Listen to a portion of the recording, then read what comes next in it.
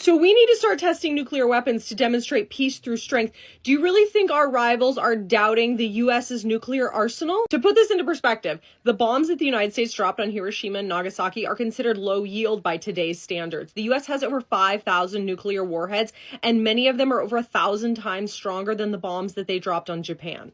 But Trump thinks that the United States needs to restart nuclear testing because other countries are, except they're not. Russia is not testing nuclear weapons.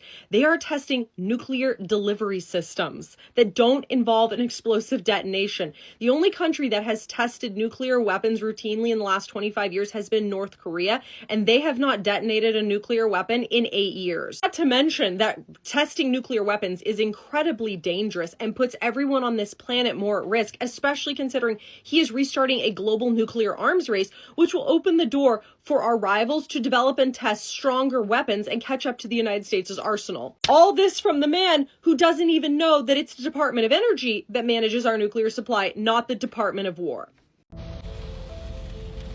All right, so overnight, President Taco, Dumpy Pants, Donald Trump, yeah, he decided to go on his Truth Social and put out there that he has ordered the United States military, the Department of War, to begin testing out their nuclear weapons. Yeah, so, well, wow. As in his, rant that he was on, he stated that, Russia was number 2 and that China was 3, but in 5 years, they would catch up to us because they are inventing new things. And so he has instructed the Department of War to start testing out their nuclear weapons. So just be on high alert if you start hearing or seeing shit, because, the way the United States of America likes to do shit, you never know, to be honest, just saying. But anyway, guys, there's that. Fucking crazy times we're living in the United States of America, but that's what everybody wanted, I guess. Let me know in the comments what you think. Share the video. I love you guys. Please be safe. Fuck is going on? Oh, God. Trump promised us we're going to have China over a barrel. Instead, China's soybean purchases from the United States went to 0.0 several months ago. And moments after this meeting, Scott Bessent took to Fox News, Fox Business, to give us the announcement. Thanks to Donald Trump's courageous and principled leadership, my words, not his, China is now going to start buying some soybeans again, framing it as a major victory. Maria, one of the big parts of this agreement, and I'm going to break the news here on your story, is the massive amount of agriculture purchases that the Chinese are going to be doing in this agreement. So the Chinese have agreed to buy 12 million metric tons of soybeans during this season, right now, between now and the should be January. And then for the next 3 years, they're going to be buying a minimum of 25 million metric tons per annum for the next 3 years. What I would expect is, as President Trump did in 2020, after President Xi had agreed to the phase 1. All right, so listen, I hate to break the news to you. China had been buying 27 million tons per year of soybeans, 27 per year.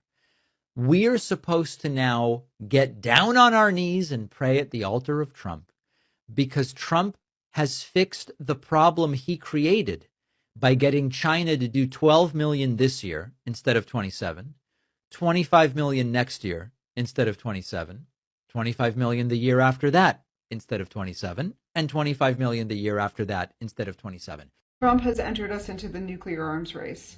He has ordered nuclear testing right before he met with Chinese leader Xi. It was right after the successful test from Putin on his nuclear drone, his underwater drone that goes 1,000 meters down and is undetectable and can go unlimited distances. Russia, China, and Iran appear to have some sort of nuclear alliance. Thanks to China and Russia, Iran has announced UN sanctions and restrictions be lifted from their nuclear program. So the powers are shifting. And it looks like we're in business because we're also trying to bring in South Korea on the game. Where is Congress? No congressional approval, just full authoritarian again. Even if Congress were to also enter the chat, their campaigns are backed by war profiteering. Our country is supported by war profiteering. I think it's worth noting French peacekeeping troops in Lebanon shot down an Israeli drone that was going over their patrol. How does Israel respond? They send over another drone, this one dropping a grenade nearby. And then Israel turns their tanks on the French troops, starts shooting in their direction. Nobody was hurt, but there are powers and major conflicts across the world that are happening. If you haven't also been hearing about Sudan and the absolute horrors that are going on caused by the UAE, the genocide by the UAE, which has to also do with the USA and Israel, the Abraham Accords, they're all aligning together, profiting together. We have to have war criminals held accountable. We have to demand war profiteering to end. And it might be too late. I don't know. What I do know is we have a healthcare, housing, and food crisis, and we have an entire population who hasn't been paying any attention to what's going on overseas because it doesn't affect them. Now it's coming home. Now it's going to really directly affect you because our money is going towards wars, whether you know it, see it, or not. And if we have an election, we have to be paying close attention. And we cannot elect people who are in it for war profiteering. The two parties are a scam. And now we are in deep, deep. President of the United States says he wants to resume nuclear testing. Now, I'm not going to provide an opinion on this, but what I would like to do is take a look back as to the last time we did the nuclear testing, where we do the testing at, and what that could potentially mean. From 1945 to 1992, the United States conducted 937 domestic, nuclear, or atomic, or hydrogen tests within the United States. 133 tests overseas or in the Pacific, for a total of 1,070 total nuclear tests. In 1992, President Bush signed a 9-month halt into testing of nuclear weapons. And that law mandated an immediate 9-month halt to testing and permanent cutoff after September 30th, 1996, unless another nation has conducted a test. Now, this law was the precedent that led to the Comprehensive Nuclear Test Ban Treaty that was signed by President Bill Clinton, though it still has not been ratified by Congress or the Senate. Now, the majority of these testings went down at the Nevada National Security Site, which is right here in relation to Las Vegas. The last full-scale nuclear bomb test conducted inside the United States took place on September 23rd, 1992 at that site. And this test was conducted underground. Now, according to the interwebs, this place right here is the last country to have conducted a nuclear test. And that happened on 3 September 2017. So what do you guys think? Should we continue our tests or should we not? Curious to what you think. He thought that Trump wasn't doing enough to put our country at risk. Now he's playing with our nuclear weapons. You see, yesterday he announced that they're going to resume nuclear testing of actual warheads, meaning not of the missiles themselves or their guidance systems, but actually blowing up nuclear bombs. We did that at the Nevada test site. We did it in the Pacific at various places. And every time you explode a nuclear weapon, it adds radiation to the atmosphere. Right now, you can go outside with the radiation meter and see that there is stuff in the air from back in the 40s, 50s, 60s, and 70s when we used to test nuclear weapons. You know, this is very dangerous, obviously, and we have all the data. We have what we need. Resuming nuclear testing helps Russia and especially China to design better warheads. And more ridiculous than the fact he's restarting this is why he's doing it. It's all based upon a mistake, okay? So what you had recently is Russia test a nuclear-powered cruise missile, meaning the power plant is nuclear. They did not test a warhead. They tested basically an engine, or what you would call a reactor. It's a very stupid design. It was done for propaganda purposes. It's been called a flying Chernobyl because as this missile flies across Russia, it is actually spewing radiation everywhere. So Trump sees this very dumb, for propaganda purposes only, test by Russia and decides they must be testing a warhead. Not true. And then he turns around and is going to now test warheads. It's a mistake based upon stupidity, layered upon idiocy. This is Trump world, and now he's playing with the most dangerous weapons that can end mankind ever devised in the history of our species. There you go. Trump in a nutshell. He's going with the nuclear option. He is swooping in at the last minute, pretending to be the savior. Trump just posted on Truth Social that he has no other choice because the Democrats have gone crazy but to go with the nuclear option and get rid of the filibuster to pass the budget bill, the continuing resolution. What is a filibuster? Well, that's the thing that requires the 60 votes. Yeah, well, now the Republicans are only going to need 51 votes to pass whatever the frick they want. 51 votes. So what's that going to do? Yes, it's going to reopen the government. Woo! It's going to allow SNAP benefits to potentially go out. Maybe the first, maybe a little bit delayed, but they're likely going to go out. But it's also going to make healthcare unobtainable and unaffordable for millions of Americans. Because what the Democrats were actually holding out on were the restoration of the ACA tax subsidies, the tax credits that made healthcare obtainable for thousands of American families. Now, we're going to have people in January that aren't going to have health insurance. We're going back to the days of the 1990s when people were uninsured. People are going to get sicker, people are going to get poorer, and people are going to lose their lives. Overnight, Donald Trump stunned even some of his closest advisors by calling for new nuclear testing of America's nuclear arsenal. If you recall, over the past 24 hours, Donald Trump, ever since about an hour before his meeting with Chinese President Xi Jinping, urged the Department of Defense and ordered the DoD to begin nuclear testing of America's nuclear arsenal on pace with what's happening in Russia, China, and in other nuclear powers. And it came after Russia test-fired a new nuclear weapon, a Poseidon missile, that Vladimir Putin says is the most advanced nuclear weapon on the planet.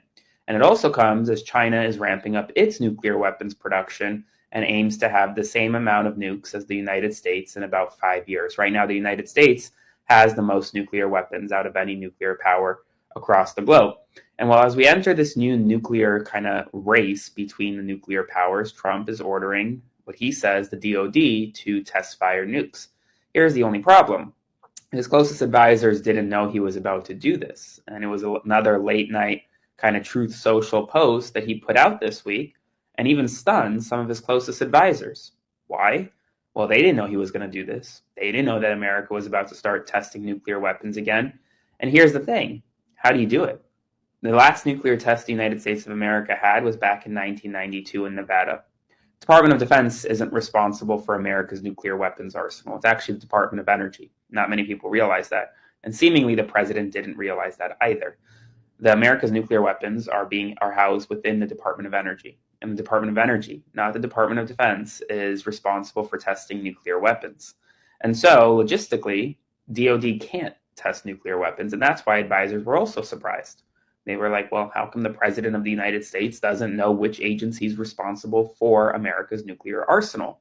It's not DoD, it's DOE. And it also comes as a new late night rant shows that Donald Trump wants Republicans in Congress to abolish the filibuster. Now, the two aren't directly connected, but we are in day 31 of a government shutdown. And over the past 2 weeks, about 1,000 employees in the National Nuclear Security Administration, the agency within the Department of Energy responsible for overseeing and maintaining America's nuclear arsenal, were furloughed. The first time employees within the NNSA were furloughed. That is significant. The people responsible for maintaining and potentially testing our nuclear weapons are currently not working, and they're currently not being paid either. Only about 400 employees are actually currently on the job maintaining America's nuclear weapons. And that's enough, at least for now. But it's definitely not enough if Trump wants to ramp up nuclear testing. And it clearly shows that the heat is growing on this White House to end this government shutdown. Public polling put out over the past 24 hours shows that the government shutdown is being blamed on Trump and Republicans more so than Democrats nationally. Republicans thought that as the shutdown went longer, Democrats would be blamed by voters, when in reality, it's actually the opposite. The longer it goes, the more Republicans are being blamed for the shutdown, according to polling. And Trump wants an end to that quickly. So he's asking senators on his side to end the filibuster. The filibuster requires 60 votes to reopen the government and to pass most legislation. Trump wants to do away with that requirement and only have a simple majority of 50 votes. One Republican senator has already come out this morning and said, we're not going to do that. John Curtis from Utah says that he does not support getting rid of the filibuster. And then Donald Trump went on to say that Affordable Care Act premiums are too high, and he says, quote, Democrats do something about it. Here's the only problem. Democrats have been arguing to do something about it now for 31 days. And yet the Trump administration has not wanted to negotiate on healthcare. So he put out this bizarre Truth Social post late last night saying that he wants Democrats to do something to lower healthcare premiums, and yet at the same time, Republicans in the House of Representatives and in the Senate have refused to negotiate with Democrats to do something about it. And we're now in day 31 of the government shutdown, and nothing is changing. And so here we are. If you haven't yet subscribed, please consider subscribing to support my work or sending a one-time donation via Venmo to Aaron-Parnas. Your support helps me keep this going. In addition, the government shutdown is impacting airports. Major airports from Orlando to Reagan and DC face multi-hour ground delays due to severe air traffic controller shortages. Unpaid FAA staff stretch thin, and airlines are urging Congress to end the shutdown to protect aviation safety. And we're now learning the first impacts of the ACA subsidies expiring. If they expire and are not extended, Americans face premium hikes averaging 114%, some states exceeding 175%. That's why Democrats are so dug in right now, because their constituents are facing healthcare premiums that are going to double, maybe even triple in the next several months. But despite all that, the Trump administration has found money to pay the troops. They will be paid at the end of the month. They will be paid today, their next paycheck. American troops have not missed a paycheck, but you know who has? Air traffic controllers. SNAP benefits will expire tomorrow, but troops, ICE, CBP, immigration, they will not be missing a paycheck. Today, FBI Director Kash Patel announced that federal agents thwarted a potential terrorist attack in Michigan planned for this weekend, Halloween weekend. Patel praised law enforcement for their vigilance and commitment to protecting the homeland, noting that further details will be released as the investigation develops. The FBI has fired veteran agent Aaron Tapp, who oversaw parts of Jack Smith's Trump-related investigations. Homeland Security Secretary Kristi Noem refused Illinois Governor J.B. Pritzker's request to stop immigration enforcement in Chicago this weekend over Halloween, saying essentially, hey, don't use tear gas on our kids during Halloween weekend. And while Noem says, no, we're not going to stop, she defended ongoing operations as, quote, necessary for safety, saying that Pritzker's request is essentially not going to be listened to. After Kim Kardashian questioned the authenticity of the 1969 moon landing, NASA's acting chief, Sean Duffy, says that the United States has landed on the moon 6 times, plans to return under Donald Trump's Artemis program, while also inviting her to attend a future launch amid renewed NASA-Trump administration tensions, now with the Kardashian family. Stephen Miller, the United States Deputy Chief of Staff, has consolidated control over U.S. immigration policy by directing daily State Department calls and staffing key roles with ideological allies, effectively transforming the department into a hardline anti-immigration machine. A new poll shows 56% of Americans disapprove of Donald Trump's demolition of the White House East Wing to build a $300 million privately funded ballroom. And finally, actor Harrison Ford condemned Donald Trump's rollback of climate protections, calling his fossil fuel expansion and attacks on science, quote, criminal, warning that the president's policies would endanger the planet while urging global action to protect nature and accelerate clean energy transitions. Folks, that's all the news this morning. And sometimes, honestly, if you wake up and you look at the news and you're like, well, I've got to do a double take because that's some of the craziest things I've read or heard from you today, know that you're not alone. Because when I make this content, I almost always have to do a double take as well. Oftentimes, especially this morning when you have Kim Kardashian feuding with NASA. If you want to support my work, like, comment, share, and subscribe. And I will see you this evening with another update. So stay tuned for more. Trump's not okay. You know, I've been saying that for a while, but if you are watching how he is behaving overseas, People magazine today said, you know, he boasted on Air Force One about taking what appears to have been a dementia exam. And we know he had his first, at least by 2018. That's the first time that I believe it was NBC reported that he talked about having one. He was boasting about what a great job. He got a perfect score on what he called an IQ test. But I promise you, identifying a tiger and an elephant and a giraffe is not on an IQ test. So there was that weird boastfulness. And then he was weirdly dancing. I think it was in Malaysia. And then he got to Japan for a meeting with my notes just went blank. So we're going to see where we end up here. That was my technical difficulty before. Hang on. With the Japanese prime minister. And he just wandered off. He just started wandering.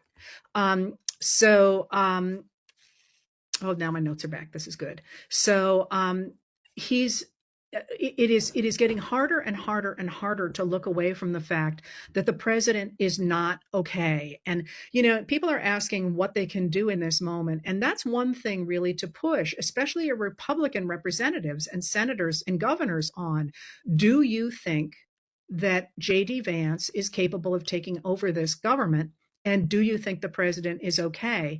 Because the fact that this dude has the nuclear codes, I mean, he probably doesn't remember he has the nuclear codes, but certainly his behavior is very erratic. And the fact that he felt able to tear down the East Wing of the White House with no permits, no permissions, no consultation with Congress, nothing, suggests that he does not have any inhibitions. And that is profoundly, profoundly dangerous. But so here's one of the other things that is going on while this is happening. While he is overseas, there have been big changes going on domestically in the United States, which does raise the question of who is making these decisions. So on the 27th, I think, I've lost track of what day it is, the White House, and that's, I hope I made it sound like that was in quotation marks. The White House announced that it was switching out ICE field agents in critical locations and replacing them with officers from CBP, Customs and Border Patrol. And that matters because for all that we have focused on ICE agents, that is Immigration and Customs Enforcement, ICE agents do have a long history, have a history in the places where the field commanders have been, and they are traditionally charged with going after actual criminals. And they have been focusing since Trump got in office of deporting undocumented migrants, undocumented immigrants. And, they have certainly overreached, and they've certainly, at least it looks like that to me. I'm not a judge and a jury over here, but people are rightly unhappy about the activities of Immigration and Customs Enforcement. But the real wacko behavior is Customs and Border Patrol. The Black Hawk helicopter in Chicago, for example, and so on, has been Customs and Border Patrol. And that's, if you remember, I've been really pretty careful to distinguish about which federal agents are doing what, and also to point out that these are not military personnel.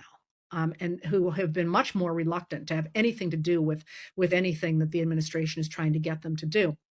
But so it appears from reporting, I'm going to say reporting in general. I read it at MSNBC, but I've seen it elsewhere as well. And I like to trace back who got the original story, just because it feels like that's a lot of work for those reporters to do. And I try and call that out. And I don't yet know where that original story came from, and I need to find that. But it appears from the reporting that is out there that the person who has made the lists is Corey Lewandowski. Corey Lewandowski is a special government employee working under the Department of Homeland Security and the Secretary, Kristi Noem. He, again, an unelected official that is working with Kristi Noem. You might want to look that one up, those of you who are interested in that relationship there. And it appears that he did those lists acting with Bavino. What's his first name? Greg Bavino. Hold on. I do have this written down. Yes, it is Greg Bavino, who is one of the sector chiefs